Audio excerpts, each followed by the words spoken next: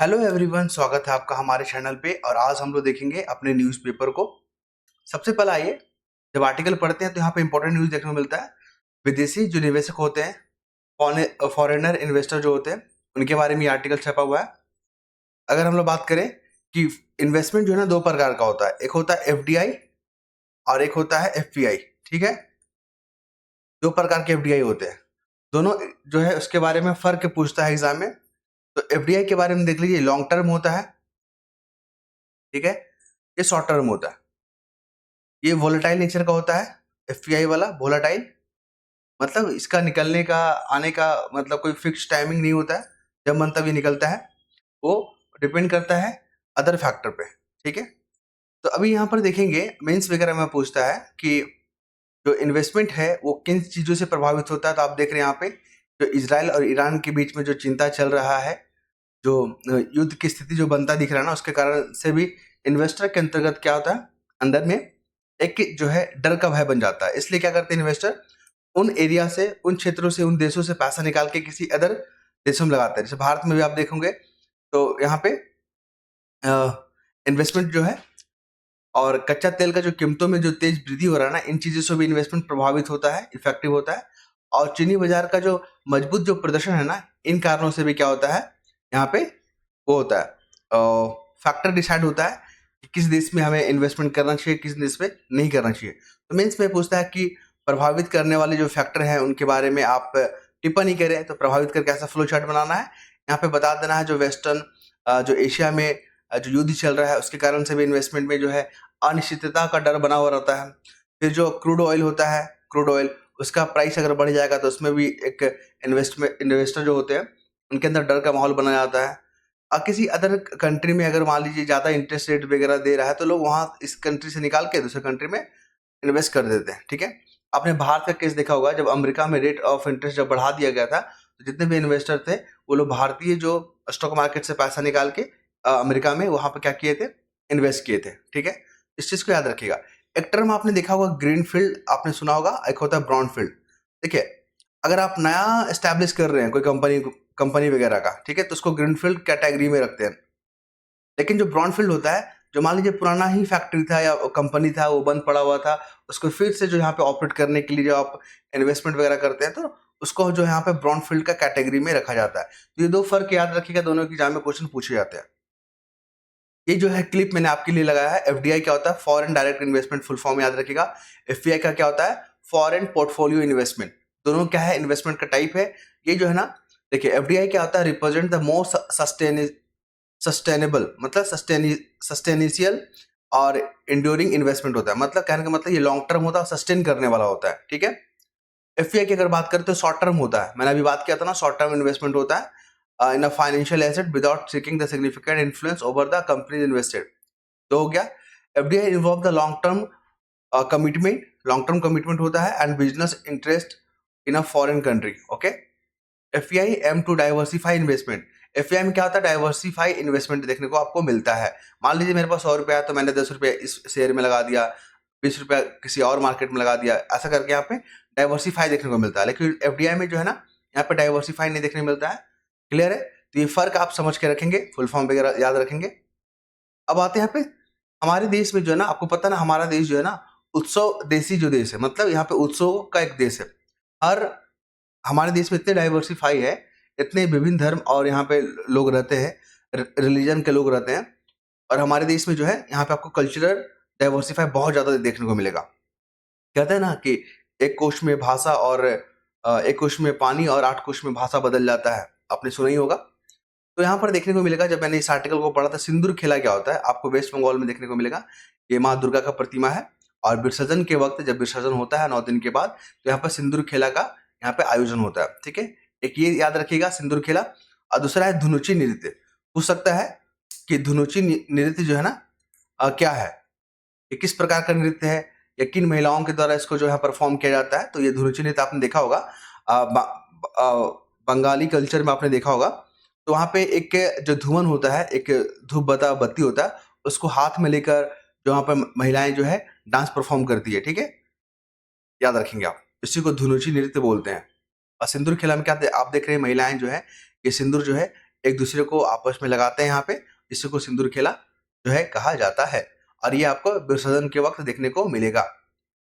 ये अब बिहार में, झारखंड में, उत्तर प्रदेश के विभिन्न हिस्सों में कल्चरल प्रोग्राम आपको देखने को ये वाला मिलेगा। ठीक है, जो भी विदेशों में भी जो रहते हैं वहां पर भी आपको ये परफॉर्म करते हुए नजर आएंगे। ये देखिए हमारे जो है स्वामी विवेकानंद जी का महत्वपूर्ण कोटेशन है, लक्ष्य को अपना जीवन और कार्य समझे, हर क्षण उसी का चिंतन करो और उसी का स्वप्न देखो, उसी का सहारे जीवित रहो। ठीक है, तो जो जीवन जो कार्य है, जो महत्वपूर्ण हमारे पास जो कार्य है ना, उसके बारे में आप चिंतन करें, उसके बारे में आप सोचें, उसके बारे में विचार करें, उस पर काम करें।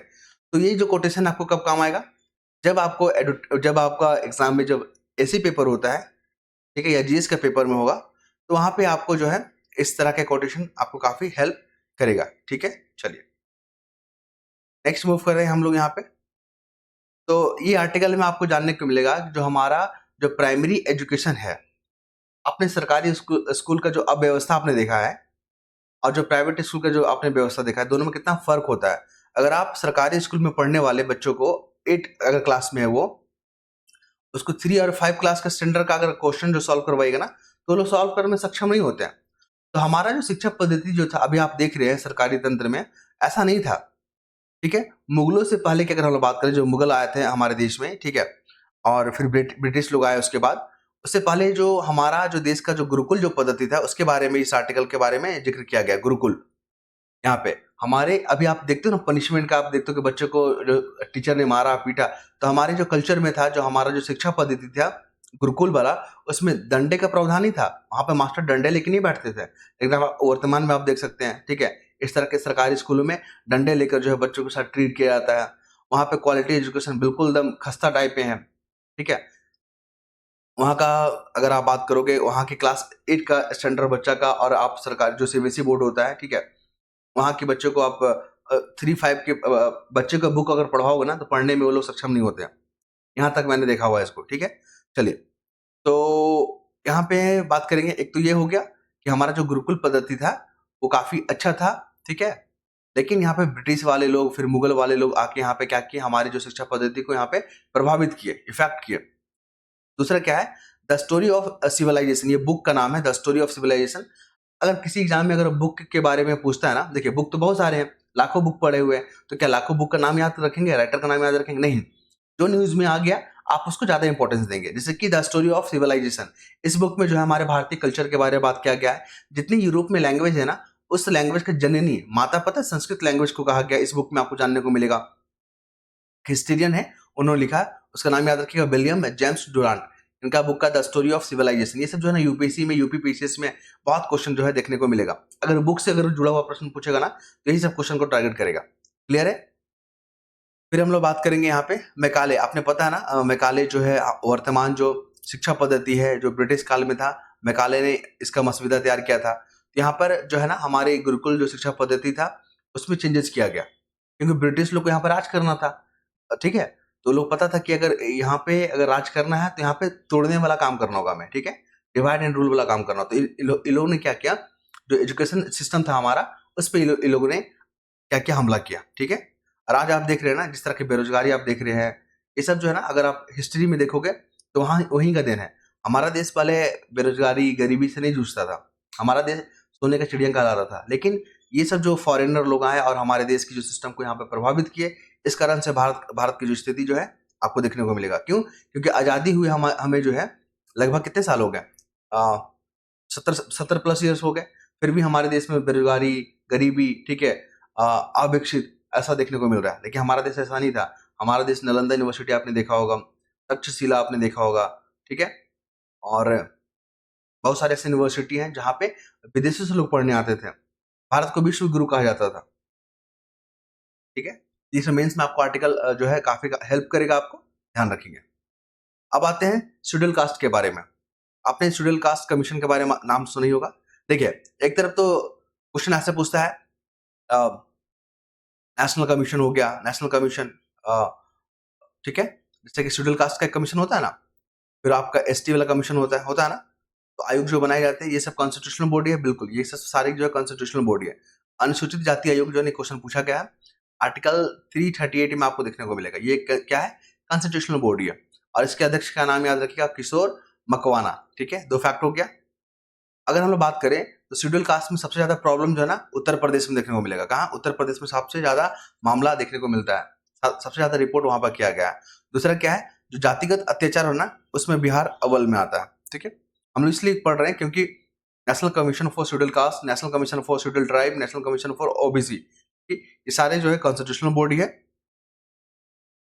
और इसी को टारगेट करते हुए क्वेश्चन पूछता है। ये देखिए मैंने ये क्लिप जो आपके लिए लगाया है, the national commission for schedule caste Indian constitutional body. ठीक है, पहला फैक्ट ये हो गया। ये क्या है? कॉन्स्टिट्यूशनल बॉडी है और इसका काम क्या होता है? Provide safeguard against the exploitation of schedule caste Anglo Indian communities, promote and protect their social, educational, economic and cultural interest. ठीक है, तो ये आप आर्टिकल 338 भी याद रखेंगे। Article 338 of the Indian constitution deal with the national commission for schedule caste. ठीक है, ये इंपॉर्टेंट फैक्ट है, एग्जाम में यहाँ से प्रश्न पूछे जाते हैं। हाल ही में आपने देखा होगा एक घटना के बारे में बात किया था शेड्यूल कास्ट के बारे में, कि वहां पे एक जो है ढोल बजाने वाले जो लोग थे, ठीक है, तो शेड्यूल कास्ट से बिलोंग करते थे। तो वहां पे एक जाति मतलब एक समुदाय के द्वारा बोला गया कि आपको ढोल बजाना कंपलसरी है, आपका ये पैसा है। तो वहां पर जो ढोल बजाने वाले थे उन्होंने मना कर दिया, बोले मेरे पास समय नहीं है, मेरे पास अदर जॉब है। ठीक है, और वो अच्छे खासे पोस्ट में थे। ठीक है, मतलब अच्छे खासे पोस्ट में जॉब कर रहे थे, तो उन्होंने ढोल बजाने से मना कर दिया। तो फिर यहाँ पे क्या कर दिया गया, उन जो दूसरे पक्ष लोग थे उन्होंने उनको बहिष्कार कर दिया गांव से। तो ये मामला जो है फिर रिपोर्ट किया गया था। ठीक है, तो उन्हीं के लिए जो बनाया गया national commission for schedule caste, याद रखिएगा, कि उनके साथ जो है कोई भी एक्सप्लॉइटेशन ना कर सके, उनके एजुकेशनल, सोशल, इकोनॉमिकल को इफेक्ट ना कर सके। ठीक है, उनको प्रमोट किया जाए। नेक्स्ट मूव करते हैं यूएनओ के बारे में। अभी क्या हुआ, हमारी सरकार जो होम मिनिस्ट्री है, होम मिनिस्ट्री, ठीक है, गृह मंत्रालय है, उन्होंने कहा कि जो 24 अक्टूबर जो आने वाला है उस दिन पता है ना यूएनओ का जो है यहाँ पे क्या बनेगा, वर्षगांठ बनेगा। ठीक है, उसी दिन जो है यहाँ पे यूएनओ का स्टैब्लिशमेंट हुआ था। देखिए यहाँ पर डेट लिखा होगा, कहीं मैंने टारगेट किया था। देखिए 24 अक्टूबर 1945 में बना था यूएनओ, बना है ना, तो उसी का ये 76 साल हो जाएगा। क्लियर है? हो जाएगा। देखिए यहाँ पे 76वीं वर्षगांठ हो जाएगा। दोनों फैक्ट याद रखिए, एग्जाम में क्वेश्चन पूछे जाएंगे। तो हमारे गृह मंत्रालय ने यहाँ पे एक आदेश जारी किया है कि जितने भी ऑफिशियल हैं हमारे देश में, ठीक है, चाहे जो दूसरे देश का जो उच्च आयोग होता है ना, तो वहां पर भी जो है इंडिया फ्लैग के साथ, इंडियन जो फ्लैग होता है, इंडियन फ्लैग, हमारा जो आप झंडा देख रहे हैं, उसके साथ यूएनओ का फ्लैग भी जो यहाँ पे लहराएगा। लेकिन कुछ अपवाद है, जैसे कि आप देखोगे यहाँ पर सुप्रीम कोर्ट भवन में सिर्फ इंडियन फ्लैग होंगे, राष्ट्रपति भवन, उपराष्ट्रपति भवन, संसद भवन। ये चीज याद रखिएगा, क्वेश्चन जो है ना स्टेटमेंट बना के पूछेगा कि अभी हाल ही में गृह मंत्रालय के द्वारा जो है सारे ऑफिशियल में, देश के साथ जितने भी ऑफिस है, वहां पे इंडियन फ्लैग के साथ यूएनओ का फ्लैग जो है लहराया गया था। तो ये गलत हो जाएगा। क्यों? क्योंकि कुछ जगह जो है यहाँ पे सिर्फ केवल और केवल हमारा झंडा ही फहराया जाएगा, जैसे कि राष्ट्रपति भवन हो गया, संसद भवन होगा। इस तरह का जो स्टेटमेंट ना आपके साथ कहाँ खेलेगा, यूपीएससी में बहुत ज्यादा खेलता है। ठीक है, लेकिन बीपीएससी के जो चेयरमैन उन्होंने भी कहा कि क्वेश्चन इस बार जो बहुत टफ हम यहाँ पर सेट करेंगे। ठीक है, तो उसको ध्यान में रखते हुए इस तरह के क्वेश्चन मैंने आपके साथ डील किया है, याद रखेंगे आप। नेक्स्ट मूव करें, देख लीजिए यहाँ पे हेडक्वार्टर कहाँ है यूएनओ का, तो अभी है इंटरनेशनल, हाँ कहाँ गया, इसका हेडक्वार्टर है न्यूयॉर्क सिटी। ठीक है, न्यूयॉर्क सिटी आप देख रहे हैं ना, मैनहट्टन, आप याद रखिएगा, मैनहट्टन न्यूयॉर्क सिटी। पहला फैक्ट हो गया। ऑफिशियली लैंग्वेज कौन कौन सा? अरबिक है, चाइनीज है, इंग्लिश है, फ्रेंच है, रशियन है, स्पेनिश है। ठीक, ऑफिशियल स्क्रिप्ट की बात करें तो अरबिक है, ग्रीक है, लैटिन है, सिंप्लीफाइड चाइनीज है। ये सारे स्क्रिप्ट हो गए, है ना। इसमें इंडियन लैंग्वेज मतलब नहीं है, हिंदी नहीं है, संस्कृत नहीं है। अरबिक है, चाइनीज है, इंग्लिश है, फ्रेंच है, रशियन, स्पेनिश है। रशियन वाला याद रखिए क्योंकि रशिया यूक्रेन का वार हो रहा है ना, अगर मान लीजिए लैंग्वेज से पूछना होगा ना तो रशियन से पूछ देगा। ठीक है, ये और अरबिक भी याद रखिएगा क्योंकि अभी जो आप देख रहे हैं इजराइल और अदर कंट्री में जो वहां पर वार चल रहा है, ठीक है, उसको लेकर भी यहाँ पर टारगेट किया जा सकता है। ये क्या है? इंटर गवर्नमेंटल ऑर्गेनाइजेशन, ये भी क्वेश्चन पूछे गए हैं। मेंबरशिप की अगर बात करें तो 193 जो है मेंबर है और 2 ऑब्जर्वर स्टेटस है, जैसे कि ईयू हो गया, यूरोपियन यूनियन हो गया, और दूसरा क्या हो गया, general assembly, secretary general assembly हो गया। इसके जो है सेक्रेटरी जनरल कौन है? एंटिनो गुतरेश है, ये भी याद रखेंगे आप। ठीक, चलिए नेक्स्ट मूव करते हैं। यहाँ पे गति शक्ति जो प्लान है हमारी सरकार का, उसके बारे में बात किया गया। गति शक्ति जो मास्टर प्लान है ना, उसके 3 साल पूरे हो गए। क्वेश्चन मेंस में से फ्रेम करेगा कि बताइए भारत को विकसित बनना है 2047 तक, तो उसमें जो है ना गति शक्ति प्लान किस हद तक जो यहाँ पे सक्षम होगा हमारे देश को विकसित बनाने में। तो इस तरह के मेंस में क्वेश्चन फ्रेम करेंगे। तो यहाँ पे पीएम गति शक्ति के बारे में बात करना है, उसके एडवांटेज के बारे में बात करना है, किन किन क्षेत्रों को टारगेट करके उसके बारे में बात करना है। पीएम गति शक्ति जो मास्टर प्लान है ना, यहाँ पे रेलवे, सड़क, जो जितने भी पोर्ट हैं, जलमार्ग हैं, हवाई अड्डे हैं, उन पे फोकस करेगा। ठीक है, आप याद रखेंगे यहाँ पे इन क्षेत्रों को इंजन के रूप में यहाँ पे रिप्रेजेंट किया गया है। ओके, और इसको जो है ना 13 अक्टूबर 2021 को इसको लॉन्च किया गया था। ठीक, नेक्स्ट मूव करें हम लोग यहाँ पे। चलिए, डेट भी याद रखिएगा 13 अक्टूबर 2021 को।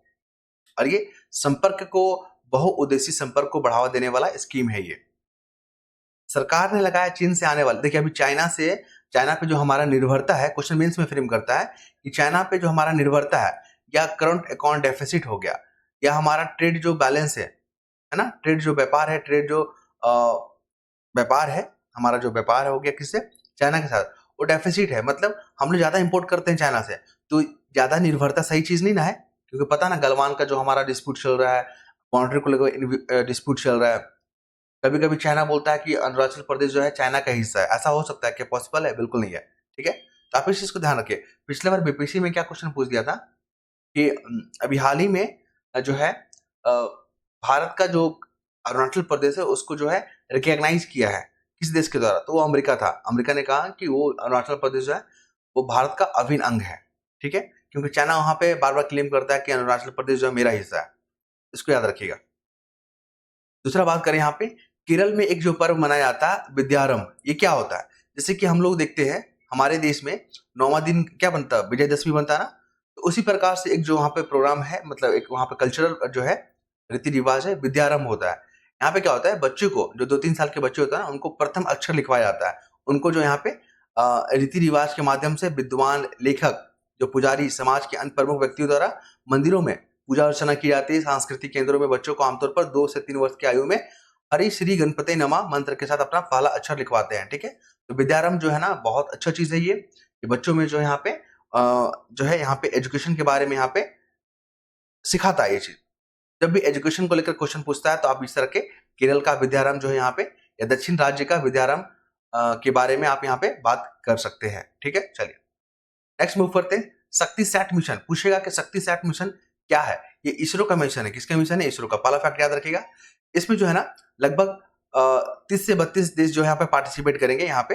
तो यहाँ पे भारत का जो मिशन है शक्ति सेट मिशन, जो चंद्रयान 4 पे हम लोग बात कर रहे हैं कि चंद्रयान 4 को लॉन्च करेंगे, तो इसमें जो है जो भी सैटेलाइट को लॉन्च किया जाएगा उसके लिए यहाँ पे जो अन्य देशों के जो प्रशिक्षु हैं, जो हायर स्कूल के जो बच्चे हैं, उनको यहाँ पे पार्टिसिपेट का मौका मिलेगा, ताकि वो जान सके, ठीक है, कि यहाँ पे इसरो किस प्रकार से जो है यहाँ पे काम करती है, क्या होता है पेलोड, क्या होता है रॉकेट, क्या होता है, इसके बारे में जान पाएंगे, किस किस प्रिंसिपल पे काम करता है वो जान पाएंगे।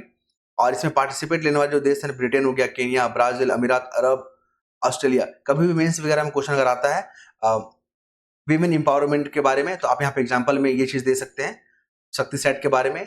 या अंतर्राष्ट्रीय सहयोग के बारे में प्रश्न आता है ना, तो यहाँ पे आप इस प्रकार के योजनाओं के बारे में जिक्र कर सकते हैं। या विज्ञान के दिशा में महिलाओं के बढ़ते जो कदम है उसके बारे में आप यहाँ पे जिक्र कर सकते हैं। तो मेंस में आप किसी तरह से भी लिख सकते हैं, कोई पाबंदी नहीं है। हाँ, बस उससे मिलता जुलता होना चाहिए और अकॉर्डिंग टू क्वेश्चन के रिलेवेंट होना चाहिए। नेक्स्ट मूव करें तो आपको पता ही है अभी यहाँ पे भारत ने समर्थन किया है जो संयुक्त राष्ट्र का जो पहल था। ठीक है, पीस जो फोर्स होता है, यूएनओ में जो फोर्स होते हैं उसमें भारत भी योगदान करता है। और जो आर्मी होते हैं, मतलब पीस फोर्स वाले जो फोर्स होते हैं, उनकी सुरक्षा के लिए भारत जो रिस्पॉन्सिबल है।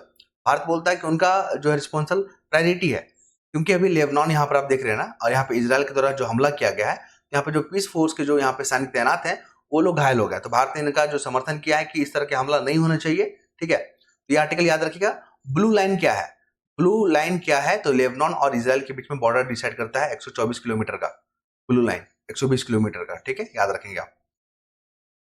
अब ये क्वेश्चन आपके लिए है, जब ट्रांसफ्यूजन होता है, जैसे मान लीजिए किसी को ब्लड चढ़ाना होता है बॉडी में, ठीक है, ट्रांसफ्यूज करना होता है, तो उसमें किन किन फैक्टरों को ध्यान रखा जाना चाहिए, यहाँ पे इस बारे में जो है दिया गया है आप। और ये 2022 में क्वेश्चन पूछा गया था 67 बीपीएससी में।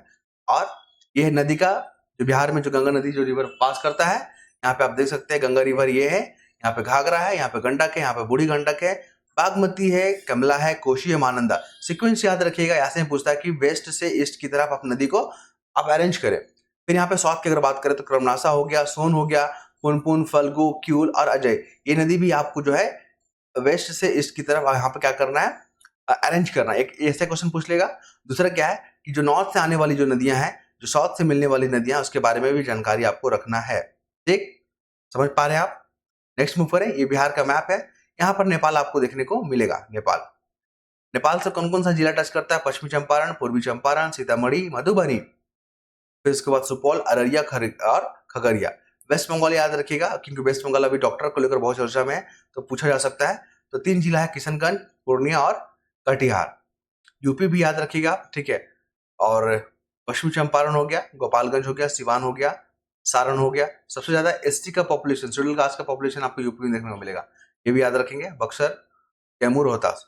अपना झारखंड से अगर बात करें तो यहाँ पे कटिहार हो गया, भागलपुर, बांका, जमुई, नवादा, गया, औरंगाबाद, रोहतास, ठीक है। ये 8 जिले जो है यहाँ झारखंड से टच करते हैं, ठीक है। और ये मैप आपके लिए आप यहाँ पर देख सकते हैं। तो आई होप आप लोग को पसंद आया होगा। नेक्स्ट वीडियो में मिलते हैं हम लोग। धन्यवाद।